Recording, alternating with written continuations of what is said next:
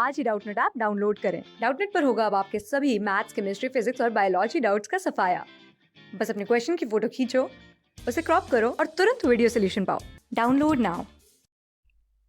Hi friends, हमारा आज का टॉपिक है inland waterways and famous waterways. तो अभी तक के इतने सारे वीडियो हमने किए हैं, उसमें हमने क्या क्या कवर कर लिया।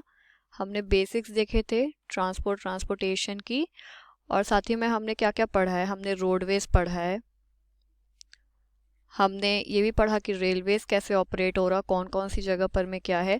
साथ ही साथ हमने ये भी पढ़ा कि ट्रैफिक फ्लो क्या होता है, उससे कंजेशन होता है, ये भी हमने पढ़ा। हर सिटी ये फेस करती है, ये भी पढ़ा। साथ ही साथ और क्या पढ़ा हमने कि फेमस ओशन रूट्स कौन सी है, ओशन रूट्स कौन सी होती है। साथ ही साथ हमने एक और चीज पढ़ी है, ट्रांस कॉन्टिनेंटल रेलवेज। हमने फेमस कैनल्स के भी नाम पढ़े हैं। तो एक एक करके हमने ये सारे जो वेज थे वो हम पढ़ चुके हैं। अब हम क्या देखेंगे, इनलैंड वाटरवेज। तो देखो, जब पुराने ज़माने में लोगों के पास इतने बड़े बड़े शिप्स नहीं होते थे, लोगों के पास जब आइडिया नहीं था कि कैसे हम ट्रांसपोर्ट करें, तो उस टाइम क्या हुआ करता था, river, canal, lake, coastal area, ये सब बहुत इंपॉर्टेंट थे, क्योंकि उस टाइम जो है ट्रांसपोर्टेशन इन्हीं सारे मीडियम के थ्रू होता था। Boats and steamers were used earlier. मैंने शिप को मेंशन किया है, उस टाइम शिप नहीं हुआ करते थे, बोट मतलब छोटी छोटी नाव होती थी, इतना बड़ा जहाज नहीं होता था। तो रिवर्स क्या था, एक ही इकलौता तरीका था ट्रांसपोर्टेशन का इतने घने घने जंगलों में। मतलब जैसे कोयला लाना है, टिम्बर लाना है, तो हम क्या करते थे, हम उसे बोट में लेकर आ जाते थे। लेकिन धीरे धीरे क्या हुआ कि उनकी अहमियत कम होती गई। क्यों? क्योंकि अब उनको बहुत ही तगड़ा कंपटीशन फेस करना पड़ा रोडवे से, रेलवे से। अब आप खुद सोचो, जब रोडवे है, रेलवे है, तो कोई क्यों नदी में चप्पू चलाते हुए लेकर के आएगा कोई भी सामान। लेकिन इतने लिमिटेशन के बाद भी क्या हुआ कि डेवलप्ड कंट्रीज ने भी अपनी टेक्नोलॉजी से ऐसी ऐसी मॉडिफिकेशन करी वाटरवे में कि उसने बहुत सारे एरियाज को जोड़ा। तो आज हमें पढ़ना है कि कौन कौन से फेमस वाटरवेज हैं। तो पहला हो जाएगा द राइन वाटरवे। इसका पहला इंपॉर्टेंट क्वेश्चन हो जाएगा कि ये कहाँ से फ्लो करता है। तो पहला हो जाएगा जर्मनी, दूसरा हो जाएगा Netherlands. It flows through Germany and Netherlands. It is navigable for 700 kilometres. तो ये 700 किलोमीटर तक के फैला हुआ है। मतलब आप सोचो कि 700 किलोमीटर तक का अगर ट्रांसपोर्टेशन चल रहा है अभी भी रिवर के थ्रू, तो वो कितना एडवांस टेक्नोलॉजी यूज़ किया होगा। आगे थर्ड पॉइंट है, it flows through a rich coal field and the whole basin has become a prosperous manufacturing area. मतलब ये आइडिया फ्लॉप नहीं गया, इनफैक्ट ये हिट ही हुआ है। The waterway is world's most heavily used. This waterway is world's most heavily used. मतलब ये वाला जो वाटरवे है 700 किलोमीटर तक के, ये सबसे ज़्यादा यूज़ होता है। और ये क्या क्या कौन कौन से इंडस्ट्रियल एरिया को कनेक्ट करता है, देखो, पहला स्विट्जरलैंड, दूसरा जर्मनी, तीसरा फ्रांस, चौथा Belgium and the Netherlands with the North Atlantic sea route. मतलब ये यहाँ से ट्रांसपोर्टेशन करते करते ये किससे कनेक्ट कर देता है, नॉर्थ अटलांटिक सी रूट से भी कनेक्ट कर देता है, ताकि ट्रांसपोर्टेशन आगे और फर्दर हो। और देखते हैं, अब दूसरा आएगा the Danube waterway.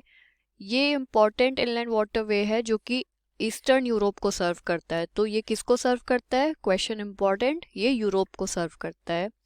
It rises in the black forest and flow eastward through many countries. इसके बारे में ज़्यादा कुछ पढ़ने के लिए नहीं है, पर इतना है कि ये कहाँ से राइज होता है, ब्लैक फॉरेस्ट। ये इंपॉर्टेंट है कि ये कौन से एरिया से निकलता है, कौन से फॉरेस्ट से निकलता है। तो आंसर होगा ब्लैक फॉरेस्ट, और ये बहुत सारी कंट्री को क्रॉस करता है। अब हम थर्ड पॉइंट पे जाते हैं, द वोल्गा वाटरवे। ये किसको बिलोंग करता है, again important question, Russia. It provides navigability of 11,200 kilometre. ये यहाँ पे इंपॉर्टेंट बन गया क्योंकि ये सबसे ज़्यादा एरिया कवर कर रहा है, इनफैक्ट जो सबसे बिजिएस्ट एरिया है उससे भी ज़्यादा। And then drains into Caspian C.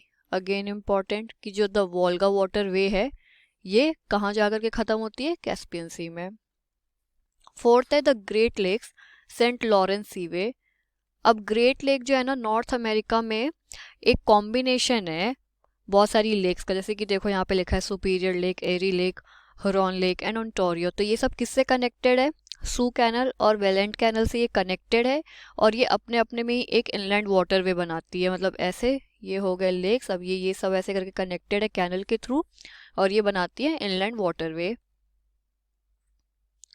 The estuary of Saint Lawrence river, estuary मतलब जहाँ से सेंट लॉरेंस निकलती है अलॉन्ग विथ ग्रेट लेक्स, उसके साथ ही साथ ग्रेट लेक क्या फॉर्म करता है, एक यूनिक कमर्शियल गेटवे फॉलो करता है ये नॉर्थ अमेरिका में। तो ये रहा हमारा। अब last, the Mississippi waterway. The Mississippi Ohio waterway connects the interior part of USA with the gulf of Mexico. मतलब देखो, यूएसए अगर यूं बीच में पड़ता है तो गल्फ ऑफ मेक्सिको कहाँ पर में है, सॉरी ये वाला पार्ट नहीं, ये वाला गल्फ ऑफ मेक्सिको, मतलब मेक्सिको की खाड़ी यहाँ साउथ में पड़ेगी, तो ये इन दोनों को कनेक्ट करता है। मतलब लैंड वाइज एरिया हो सकता है कि ज़्यादा ट्रैवल करना पड़े, इसलिए ये रिवर के थ्रू ही कनेक्ट कर देता है। तो ग्रेट लेक में भी वही बात थी कि ये सारे लेक्स को कनेक्ट करता है आपस में इन दोनों। हाँ, इसका इंपॉर्टेंट क्वेश्चन ये बनता है कि कौन कौन से कैनल से कनेक्टेड है। ये सू कैनल और ये वेलेंट कैनल, और ये मिल करके बना देते हैं एक इनलैंड वाटरवे जिसका नाम यहाँ पर मैं रखा हुआ है the Great Lake dash Saint Lawrence Seaway. So I hope ये पॉइंट क्लियर था।